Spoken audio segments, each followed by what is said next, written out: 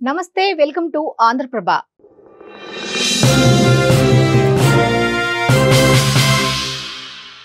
Route మార్చారా?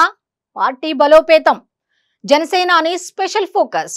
Janasena అధినేత route మార్చారా అంటే అవుననే వినిపిస్తోంది. ఓవైపు రాష్ట్ర ప్రభుత్వంలో భాగంగా ఉంటూనే మరోవైపు రాష్ట్రంలో పార్టీ బలోపేతంపై జనసేనాని ఫుల్ ఫోకస్ పెట్టారు. ఇందులో భాగంగానే కార్యకర్తల విస్తృత స్థాయి సమావేశానికి రంగం సిద్ధమైంది.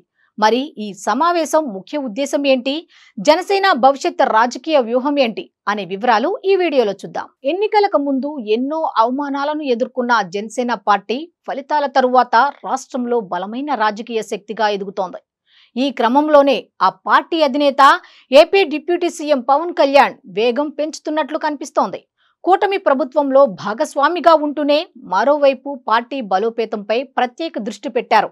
ఈ క్రమంలోనే సామాన్య ప్రజలను పార్టీలో చేర్చుకోవటమే లక్ష్యంగా పార్టీ జనసేన క్రియాశీల సభ్యత్వ నమోదు కార్యక్రమాన్ని ఇప్పటికే ప్రారంభించారు. ఎందుకంటే ప్రతి ఏడాది క్రియాశీల సభ్యత్వాల సంఖ్యను పెంచుకొని పార్టీని క్షేత్రస్థాయిలో బలోపేతం చేయాలని జనసేనాని ఒక్కో అడుగు వేస్తున్నారు. ప్రస్తుతం రాష్ట్రంలో అధికారంలో ఉండగా పార్టీని సంస్థాగతంగా నిర్మాణం చేసుకోవాలని భావిస్తోంది. ఈ క్రమంలోనే తాజాగా విశాఖలో పార్టీ కార్యకర్తల విస్తృత స్థాయి సమావేశాన్ని ఏర్పాటు చేయనుంది. ఈ మేరకు ఏర్పాట్లు కూడా చకచకా సాగుతున్నాయి. ఈ నెల 30వ తేదీన విశాఖ వేదికగా ఈ జనసేన పార్టీ కార్యకర్తల విస్తృత స్థాయి సమావేశానికి ఏర్పాట్లు జరుగుతున్నాయి. నగరంలోని మున్సిపల్ కార్పొరేషన్ స్టేడియంలో జరగనున్న ఈ సమావేశానికి పార్టీ అధినేత పవన్ కళ్యాణ్ అధ్యక్షత వహించనున్నారు. కాగా దీనికి ఏపీ నుండే కాకుండా తెలంగాణ రాష్ట్రం నుండి పెద్ద ఎత్తున నేతలు కార్యకర్తలు హాజరు కానున్నారు. వీరిలో వీర మహిళలు, క్రియాశీలక వాలంటీర్లు కూడా ఉండనున్నారు. అయితే పార్టీ కార్యకర్తలు, నాయకులను ఏకతాటిపైకి తీసుకురావడంతో పాటు భవిష్యత్తుకు రాజకీయ వ్యూహాలను చర్చించడమే ప్రధాన లక్ష్యంగా ఈ సమావేశం జరగనుండగా దీన్ని విజయవంతం చేయటానికి 12 కమిటీలు నియామకమయ్యాయి. ఇందులోని ప్రతి కమిటీలో ఎమ్మెల్యేలతో పాటు కార్పొరేషన్ల చైర్మన్లు, సీనియర్ నేతలు ఉండగా వీరికి పలు కీలక బాధ్యతలు అప్పగించారు. ఈ సమావేశంలో పవన్ కళ్యాణ్ పార్టీ శ్రేణులకు ముఖ్యమైన సందేశాన్ని ఇవ్వనున్నారు. కూటమి ప్రభుత్వంలో జనసేన పాత్రతో పాటు పార్టీ లక్ష్యాలు, అలాగే రాష్ట్ర రాజకీయాల్లో జనసేన పాత్ర వంటి పలు అంశాలపై చర్చ జరిగే అవకాశం ఉందని తెలుస్తోంది. అలాగే రాష్ట్రాభివృద్ధిలో ప్రముఖ పాత్ర పోషించడంతో పాటు ప్రభుత్వంలో పార్టీ బాధ్యతలపై కూడా చర్చించే అవకాశం ఉంది. అందుకే ఈ కార్యకర్తల విస్తృత స్థాయి సమావేశం 2 తెలుగు రాష్ట్రాల్లోనూ పార్టీని బలోపేతం చేయడానికి ఓ వేదికగా నిలవనుందని రాజకీయ విశ్లేషకులు భావిస్తున్నారు. ఇక ఈ సమావేశ ఏర్పాట్లను పార్టీ రాజకీయ వ్యవహారాల కమిటీ చైర్మన్, మంత్రి నాదెండ్ల మనోహర్ పర్యవేక్షిస్తున్నారు. ఇందులో భాగంగా ఇప్పటికే విశాఖలో సన్నాహక సమావేశం ఏర్పాటు చేసి ఏర్పాట్లను సమీక్షించారు. జనసేన పార్టీ మొదటి ఆవిర్భావ సభ కూడా విశాఖలోనే నిర్వహించడం విశేషం. అది 2014లో జరగగా 2024 ఎన్నికల్లో టీడీపీ, బీజేపీలతో కలిసి కూటమిగా పోటీ చేసింది జనసేన.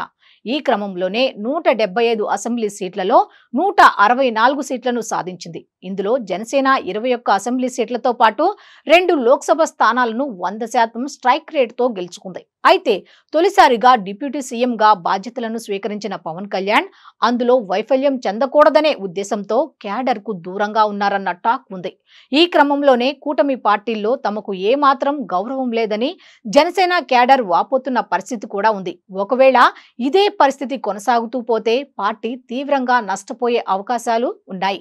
అసలుకే ఎసరు వచ్చే పరిస్థితి ఉంది. ఈ క్రమంలోనే క్యాడర్ కు చేరువ కావాలనే యోచనలో ఉన్నారు జనసేనాని. ఏపీలో కూటమిలో భాగంగా ఉన్న జనసేన విజయం సాధించినప్పటికీ పార్టీ క్యాడర్లో కాస్త అసంతృప్తి ఉంది. దీన్ని అధిగమించి పార్టీని బలోపేతం చేసే పనిలో పడ్డారు జనసేనాని. అందుకే ఏపీతో పాటు ఇటు తెలంగాణలో కూడా రాణించాలని భావిస్తున్నారు. అయితే తెలంగాణ రాష్ట్రంలో 2023 అసెంబ్లీ ఎన్నికల్లో 8 స్థానాల్లో పోటీ చేసినప్పటికీ విజయాన్ని సాధించలేకపోయింది జనసేన. కానీ ఈసారి పార్టీని బలోపేతం చేసుకుని ఎలాగైనా అక్కడ కూడా గెలుపొందాలని ప్లాన్ చేస్తోంది. మొత్తంగా ఇప్పటి వరకు ఒక లెక్క, ఇకపై మరో లెక్క. మరి జనసేనాని పవన్ కళ్యాణ్ క్యాడర్ ను ఏకతాటిపైకి తీసుకురాగలరా? పార్టీ బలోపేతంలో ఈ కార్యకర్తల విస్తృత స్థాయి సమావేశం ఎలాంటి పాత్రను పోషించనుంది అనేది తెలియాలంటే ఈ నెలాఖరు వరకు వెయిట్ చేయాల్సిందే.